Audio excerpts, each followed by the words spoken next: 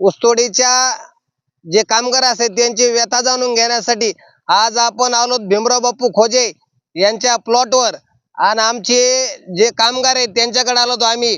हे यांचं नाव सांगा, पहिलं यांचं नाव सांगा. तुमचं नाव? अमोल हांडे. तुमचं? रमेश पाटलबा खोजे. हा, तुमचं?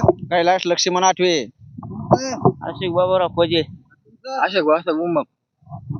आपण पाहू शकतोय सध्या हे लेबर भीमराव बापूचे आहे आणि ऊसतोडीचं जे सीझन आहे ते किती वर्षापासून करते आणि त्याचं टनीज काय असतंय आपण विचारतो आपण आता कैलास भाऊ यांना. आपण किती वर्षापासून ऊसतोडी करतात? 7-8 वर्ष झाले. आणि मग आपल्याला तोडणीचा दर काय आहे? 366. आता आपली काही कारखानदाराकडे शासनाकडे काही मागणी आहे का त्याचं तोडणी वाढून देण्यासाठी? काही वाढवून द्यावा शासनाने. बोला किती टन? हॅलो, 500 रुपये देणे पुरत नाही. लेबरचे बहुत मेहनत आहे आणि ज्याला कष्ट करते का त्यालाच माहिती आहे नेमकं काय आहे. अहो शिल्प मास्तर त्याला 15,000 पगार आहे साहेब आणि आम्हाला 500 रोज पण पडत नाही. आणि लय मेहनत आहे, खूप मेहनत आहे ऊस तोडायची.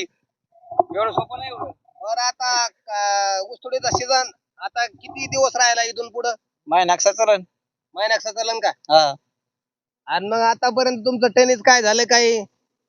काय पाहिलंच नाही आम्ही. बरं, तुमच्या मालकाला माहिती आहे? हो. तुमचं मालक बिलक काय येत का भाड्यामध्ये? नाही येत नाही, येतात कधी मध्ये. असं आहे का? बर.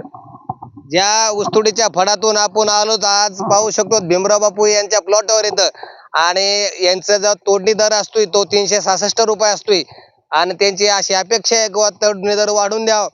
आणि आपण पाहू शकतोय आता राहिलेला सीझन आहे, आता इथून पुढे महिन्याक्ष राहिलेला आहे आणि या महिनाभरात आंबट घनसावंगी तालुक्यातून सर्व ऊस हा संपणार आहे.